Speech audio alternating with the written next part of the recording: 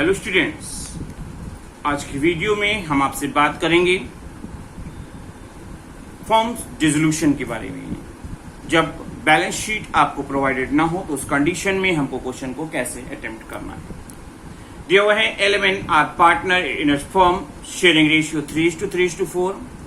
They decided to dissolve the partnership firm. At the date of dissolution, their creditors amounted to rupees 16,000. And in the course of dissolution, the contingent liability of rupees 2650 not brought into the accounts mature and had to be met. Balance sheet पे तो नहीं है record किया गया, but इसका payment करना पड़ा है। यह लायबिलिटी जनरेट हुई है और जिसका पेमेंट हुआ है। The capital stood at 12,000, 10,000 and 8,000 जो पार्टनर्स की कैपिटल है। M had lent to the firm in addition to the capital of rupees 14,000। Assets से रियलाइज हो रहे हैं 40,150 सॉरी। और प्रिपेयर द नेसेसरी अकाउंट। तो सबसे पहले हमको आपको यहाँ बैलेंस शीट बनानी होगी, क्योंकि एसेट्स की वैल्यू हमको प्रोवाइडेड नहीं है। तो हमने प्रोफार्मा बनाया, liabilities amount, assets amount, creditors दिए हुए हैं 16,000 से। एम का लोन है हमारा 14,000 का, कैपिटल दी गई है 12,000, 10,000, 8,000 और एसेट्स में कोई भी आइटम नहीं बताए गए हैं। तो जो फिगर हमारी एसेट्स की होगी, जिसे हम बैलेंसिंग फिगर के नाम से सन्ड्री एसेट्स रिकॉर्ड कर रहे हैं 60,000। आगे चलेंगे। सबसे पहले हमको बनाना होगा रियलाइजेशन अकाउंट, क्योंकि नेसेसरी अकाउंट बोला हुआ है। तो सबसे पहले हमको रियलाइजेशन अकाउंट बनाना होगा। प्रोफार्मा है, आपको पता है, पर्टिकुलर्स अमाउंट। सन्ड्री एसेट्स दिए गए हैं 60,000 से। कैश सन्ड्री एसेट्स हमने रिकॉर्ड कर लिया। एसेट्स जो बुक वैल्यू से थी, इसी तरह से लायबिलिटीज जो हमारी बुक वैल्यू से होती है, एक्सटर्नल लायबिलिटी, वो हम अपने क्रेडिट साइड में रिकॉर्ड करते हैं। क्योंकि क्वेश्चन में गिवन है कि एसेट्स हमारी जो सोल्ड आउट हो रही है 40,150 में, तो हमने अक्रॉस ट्रांसफर बाय कैश करके 40,150 से सोल्ड दिखाई है एसेट्स रियलाइज। क्रेडिटर्स को पेमेंट पूरी अमाउंट हो रही होगी। और कंटीजेंट लायबिलिटी जो अभी तक रिकॉर्ड तो नहीं थी बट पेमेंट करना पड़ा है, तो हम कंटीजेंट लायबिलिटी का हमने पेमेंट दिखा दिया 2650। और हम देख रहे हैं कि हमारा डेबिट का टोटल ज्यादा है, और जब डेबिट का टोटल ज्यादा हो तो उस कंडीशन में हमारे को लॉस होता है, जिसे हमने पार्टनर्स के कैपिटल अकाउंट में ट्रांसफर कर दिया है। तो 2 आपका आएगा 6750, 6750 एंड 9,000। एम ने फर्म को लोन दिया था जो लायबिलिटी है, और उसके लिए हमको लोन अकाउंट बनाना होगा। परफॉर्मा वही है, पर्टिकुलर्स अमाउंट। कोई भी बात ऐसी बताई नहीं गई है स्पेशली कि कितना पेमेंट हो रहा है। तो हमेशा ये मान के चलेंगे लायबिलिटीज की कंडीशन में कि उसकी ओरिजिनल वैल्यू का ही पेमेंट किया गया होगा। तो सबसे पहले मैंने लिखा बाय बैलेंस बीडी 14,000 का जो लोन था, और उसको पेमेंट करके सेटल कर दिया है सेम वैल्यू से टू कैश अकाउंट 14,000। अब हम बनाएंगे पार्टनर्स कैपिटल अकाउंट, क्योंकि पार्टनर्स का हिसाब चेक करना होगा। प्रोफार्मा आपको पता होगा, पर्टिकुलर्स पार्टनर्स के नाम से अमाउंट के कॉलम, पर्टिकुलर्स पार्टनर्स के नाम से अमाउंट के कॉलम। तो हम बना रहे हैं। सबसे पहले हमने लिखा बाय बैलेंस बीडी, आपको गिवन थी 12,000, 10,000, 8,000 की कैपिटल।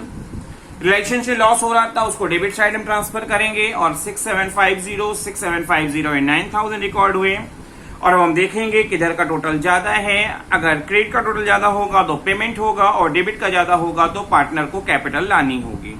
तो यहाँ पे एल की कंडीशन और एम की कंडीशन में क्रेडिट का टोटल ज्यादा है, तो उनका पेमेंट किया जा रहा है। एल की कंडीशन में 5250 और एम की कंडीशन में 3250। जबकि एन की कंडीशन में हमारा डेबिट का टोटल ज्यादा है, तो ऐसी कंडीशन में पार्टनर को पैसा लाना पड़ा है 1,000 बाय कैश अमाउंट ब्रॉट। सबसे लास्ट में कि वो डिसोल्यूशन की कंडीशन में बैलेंस शीट नहीं बनाई जाती है, तो ऐसी कंडीशन में हम कैश या बैंक अकाउंट बना के क्वेश्चन को चेक करते हैं कि हिसाब मैच हो रहा है या नहीं हो रहा है। तो हमने बनाया कैश अकाउंट। परफॉर्मा आपको पता है, और कैश क्योंकि रियल अकाउंट होता है, रूल कहता है debit what comes in and credit what goes out. तो डेबिट साइड सारी रिसीविंग्स दिखाई जाएगी। पहले से कोई भी ओपनिंग बैलेंस नहीं दिया था, तो एसेट्स रियलाइज से मिल रहा है 40,150 एंड 1,000 लाके दे रहे हैं। लायबिलिटीज का पेमेंट हुआ है 18,650 का, 16,000 के क्रेडिटर्स और 2,650 के हमारे कंटीजेंट लायबिलिटी। एम के लोन का पेमेंट हुआ 14,000। एल और एम को पेमेंट हो रहा है 5250 और 3250 का, और हम देख रहे हैं कि हमारे बोथ साइड का टोटल सेम आ रहा है। इसका मतलब हमारे क्वेश्चन में कोई भी प्रॉब्लम नहीं है, हमारी फर्म का पूरा हिसाब मैच हो रहा है। आइए नेक्स्ट क्वेश्चन लेते हैं ताकि आपको एग्जामिनेशन हॉल में किसी तरह की भी प्रॉब्लम फेस ना करनी हो। दिया हुआ है A and B was sharing profit loss in the ratio of 60% and 40% respectively. Decided to close the firm firm dissolve करने की बात कर रहे हैं 31 मार्च 15 को, और उस डेट पे हमारे को बैलेंसेस जो बताए गए हैं, ए की कंडीशन में 2,40,000 कैपिटल बताई है, बी का डेबिट बैलेंस कैपिटल का बताया है 25,000 मतलब निगेटिव बैलेंस जो बैलेंस शीट के एसेट साइड रिकॉर्ड होगा। पीएल अकाउंट का भी डेबिट बैलेंस दिया है, जो लॉस है ये भी बैलेंस शीट के एसेट्स में रिकॉर्ड होगा। ट्रेड क्रेडिटर्स 40,000 से, loan from Mrs A loan, Mrs A outsider मानी जाएंगी क्योंकि ए पार्टनर है, मिसेस ए पार्टनर नहीं है, ये लायबिलिटी है। लो कैश एट बैंक जो आपको बताया गया है क्लोजिंग डेट पर 15,000 के दिए हैं, और गिवन है the assets other than cash at bank अगर हम बात कर रहे हैं तो उससे रिलाइज हमारे को हुआ है 1,90,000। क्रेडिटर्स को फुल पेमेंट किया गया है 5% डिस्काउंट कंसेशन करके। रियलाइजेशन पे एक्सपेंसेस हुए हैं 4,000 के, और हमसे नेसेसरी अकाउंट बनाने को कहा गया है।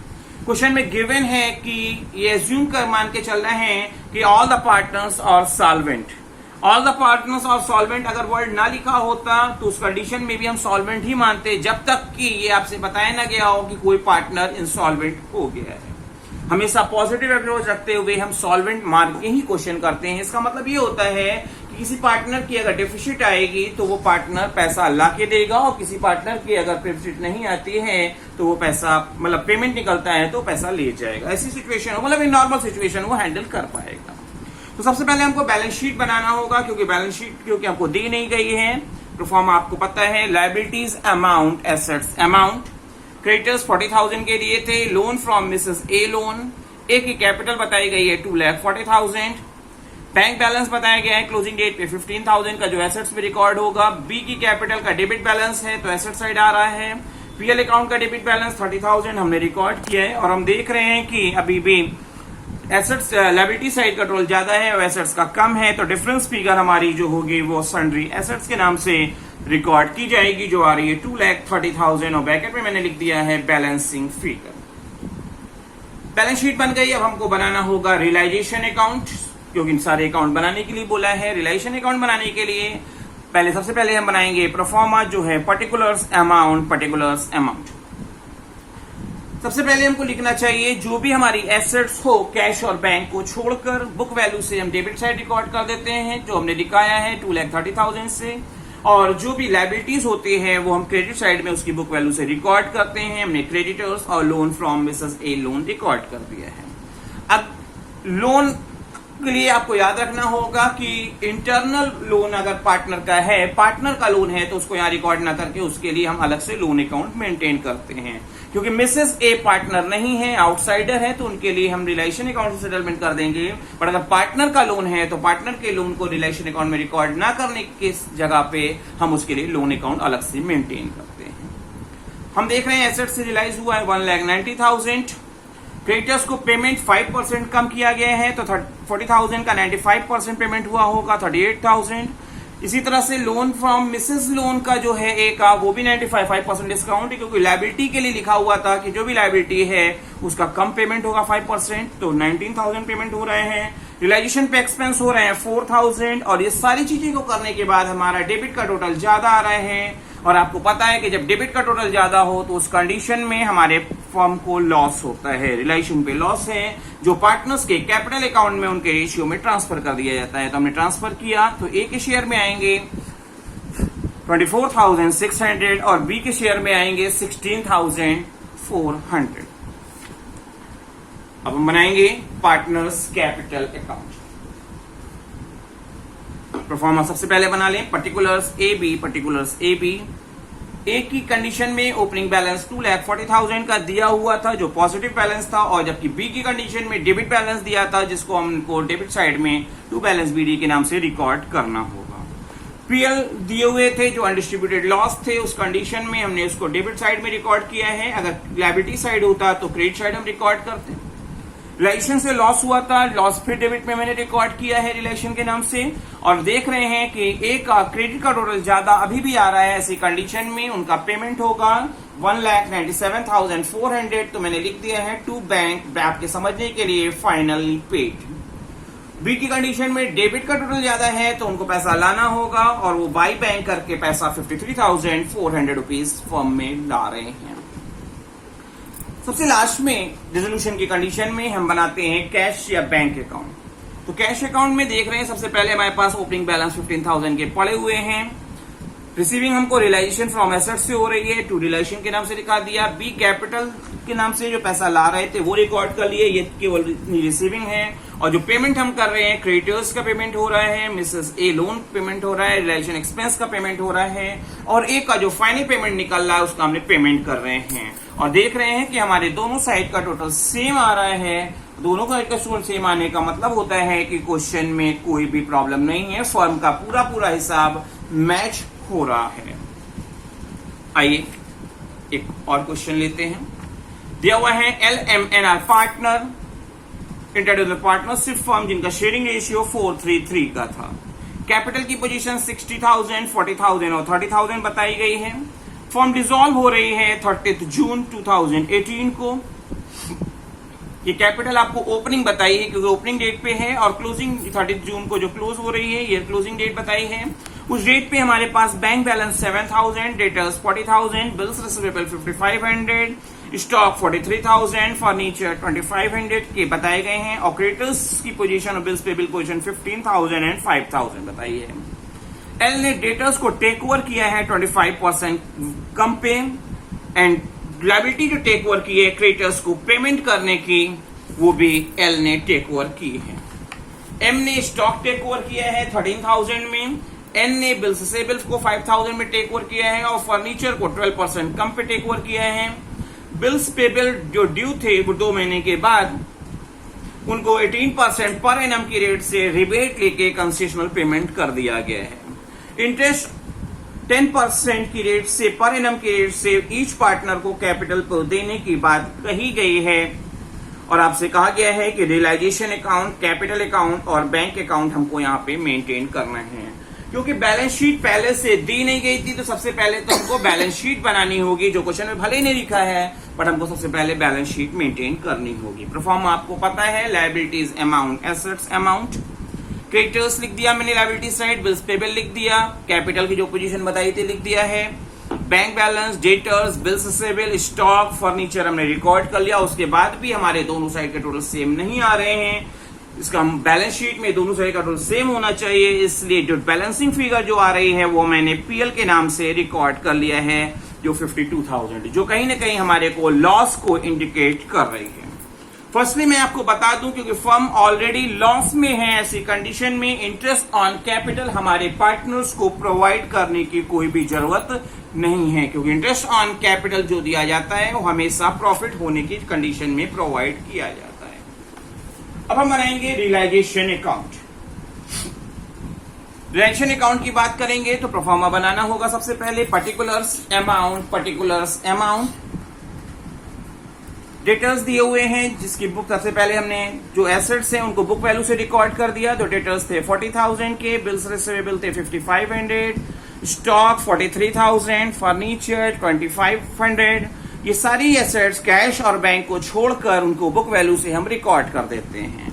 इसी तरह से लायबिलिटीज जो होती है वो क्रेडिट साइड में रिकॉर्ड की गई, बिल्स पेबल और क्रेडिटर्स को हमने रिकॉर्ड कर लिए हैं। जो एसेट्स टेक ओवर की जा रही है वो अक्रॉस ट्रांसफर करके कैंसिल की जाएगी। एल ने डेटर्स को टेक ओवर किया है 30,000 में, एम ने स्टॉक टेक ओवर की है 13,000, एन ने बिल्स रिसीवेबल और फर्नीचर को टेक ओवर किया है 7,200 में।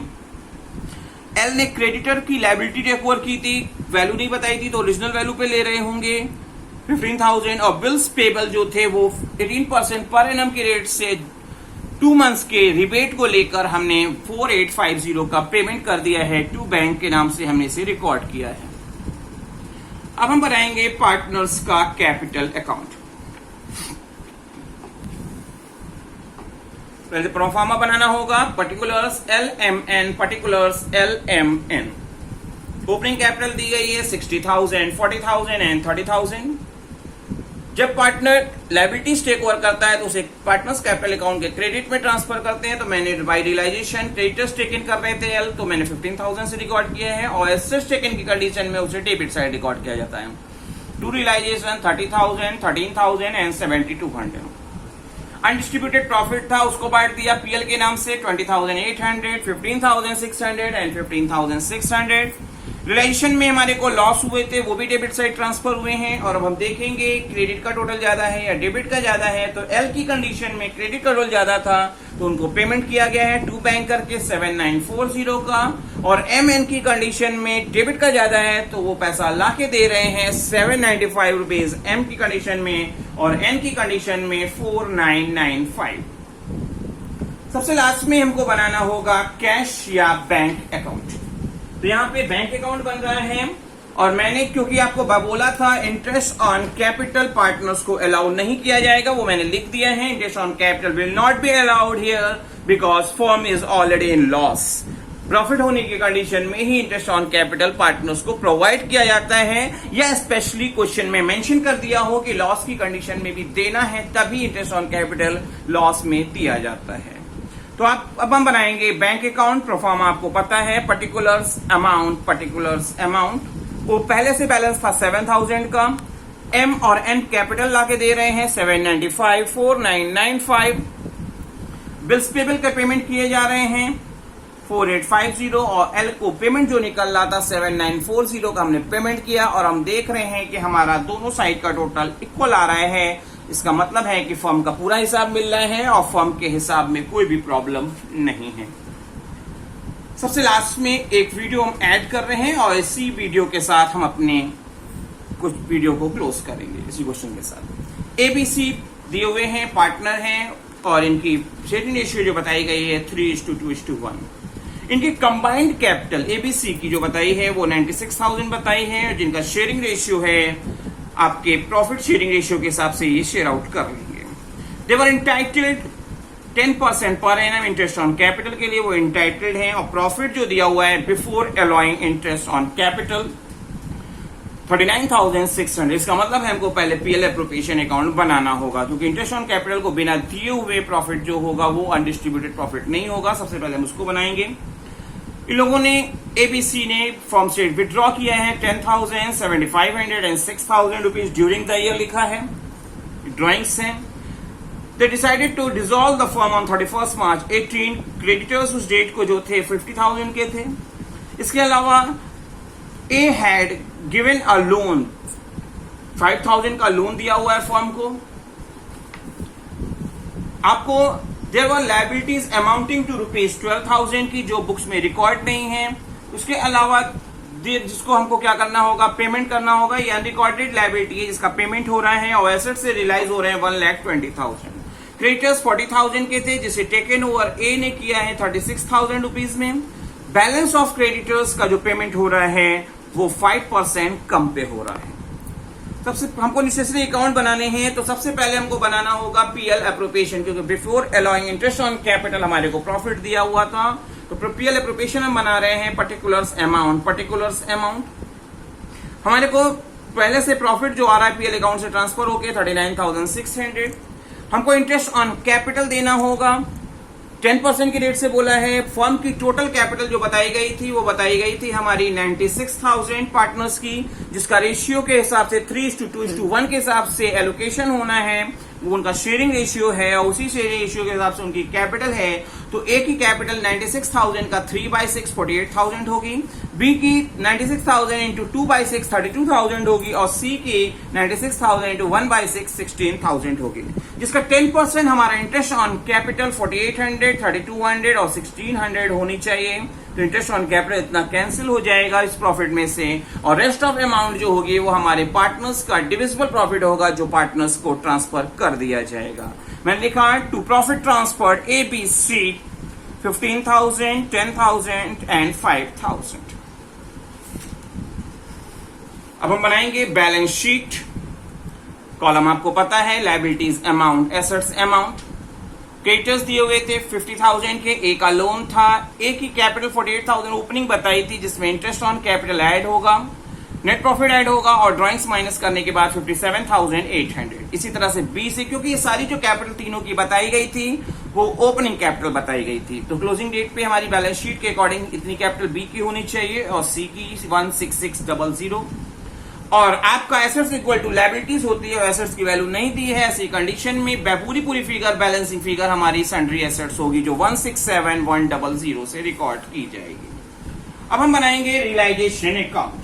रियलाइजेशन अकाउंट जब भी हम बनाते हैं सबसे पहले डेबिट साइड में कैश और बैंक को छोड़कर एसेट्स जो बुक वैल्यू से दिए उसको हम रिकॉर्ड करते हैं, तो हमने थ्रू सन्ड्री एसेट्स 167,100 से रिकॉर्ड कर लिया।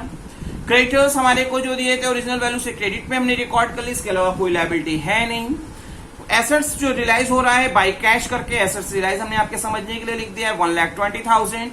लायबिलिटीज में जो पेमेंट हो रहे थे वो हो रहे थे 12,000 रुपीज के पेमेंट हो रहे हैं लायबिलिटीज के, जो अनरिकॉर्डेड लायबिलिटी थी। क्रेडिटर्स का पेमेंट को आपके 40,000 के क्रेडिटर्स को टेक ओवर ए कर रहे थे 36,000 में, मैंने 2A ब्रैकेट में क्रेडिटर्स टेकन दिखा दिया है 36,000 और 40,000 पार्ट को क्योंकि ए ने ले लिया है तो बैलेंस पार्ट जो बचा 10,000 का उसका पेमेंट होगा और उससे 5% कम पे पेमेंट किया जा रहा है, तो इसका मतलब होगा 5% कम करके 500 कम हो जाएगा 10,000 में से और 9,500 का पेमेंट हो रहा है। हमारा डेबिट का टोटल ज्यादा आ रहा है, इस कंडीशन में हमारे को लॉस होगा जो पार्टनर्स के कैपिटल अकाउंट में हम ट्रांसफर कर देंगे। तो और ए के शेयर में आएगा 27,300, बी के शेयर में आएंगे 18,200 और सी के शेयर में आएंगे 9,100। ए ने फर्म को लोन दिया था और ये पार्टनर है, पार्टनर के लोन का सेटलमेंट लोन अकाउंट बना के किया जाता है, तो ऐसी कंडीशन में हमने रिलेशन में इसे नहीं दिखाया था। अगर आउटसाइडर किसी का लोन होता तो रिलेशन अकाउंट से ही उसको हम सेटल कर देते। तो एक का लोन अकाउंट हम बनाएंगे बाई बैलेंस बीडी, पहले से दिया हुआ है 5,000 और मेंशन नहीं था कि कितना पेमेंट हो रहा है, तो सेम वैल्यू हम उसको पेमेंट कर देंगे टू कैश करके, हमने सेम वैल्यू का पेमेंट करके दिखा दिया है।